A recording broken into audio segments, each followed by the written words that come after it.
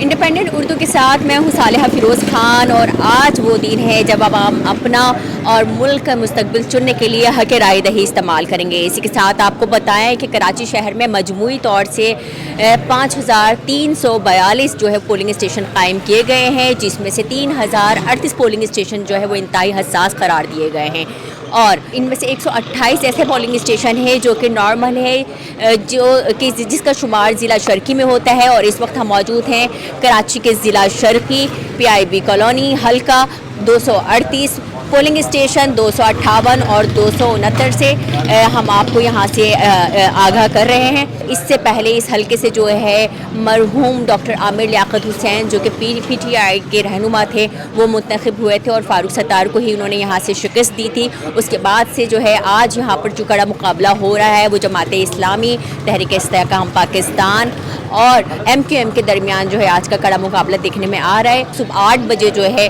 वो पोलिंग का अमल शुरू होना था, लेकिन अफसोसनाक बात ये हुई कि आज जिस पोलिंग स्टेशन पर हम मौजूद हैं वहाँ पर पोलिंग का अमल वक्त से शुरू नहीं हुआ, जिसकी वजह से वोटर्स भी जो है वो सीख पा रहे हैं और पोलिंग का अमल जो शुरू हुआ वो 8 बजे के बाद ही हुआ। तकरीबन कोई 15 से 20 मिनट ताख़ीर से यहाँ पर पोलिंग का अमल शुरू हुआ।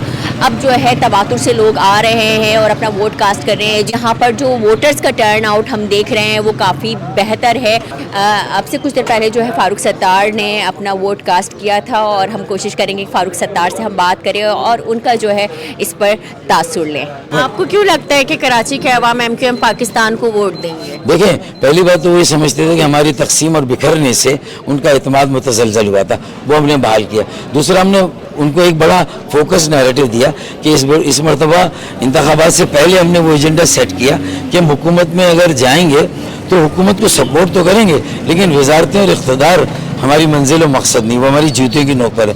उससे पहले हम एक मुस्तकिल मसले का हल चाहते हैं कि मजबूत मरकज़ मजबूत पाकिस्तान की ज़मानत साबित नहीं हुआ, मजबूत सूबे 18वीं तरमीम के बाद भी मजबूत पाकिस्तान की ज़मानत साबित नहीं हुए और उसकी वजह से आपने देखा कि 15 सालों से बल्कि 75 सालों से लोगों का मयार ज़िंदगी, क्वालिटी ऑफ लाइफ वही है, तालीम सेहत की मयार उसी तरह है।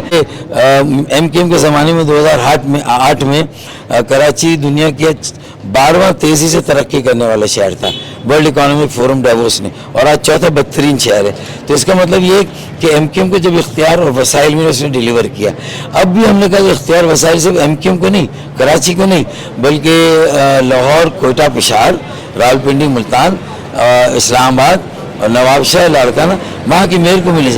तो हमने एक आइनी तरमीमी बिल दिया है और उसके लिए PMLN, PMLF, ANP, JUI को राज़ी कर लिया है। फिर हमने शहरों को राज़ी किया कि उस शाख को नहीं काटना चाहिए जिस शाख पे हम सब बैठे हैं। कराची वो शाख है, इसको तो जितनी आबियारी हो, इसको जितना फलने फूलने का मौका दें उतने ही फल लगेंगे जिसका फ़ायदा पूरी कौम को, पूरे मुल्क को होगा। तो मेरे ख्याल में अब ये रियलाइजेशन हो रही है कि कराची को मज़ीद इग्नोर करना मुनासिब नहीं है। आज के दिन की मुनासबत से एक शेर तो हो जाए हमारे साथ। देखिए, मैं तो कहता था और आज मेरे ये शेर जो है इसमें जो ख्वाब है वो शर्मिंदा ताबीर होगा कि कुछ देर की खामोशी थी, लो शोर आ गया।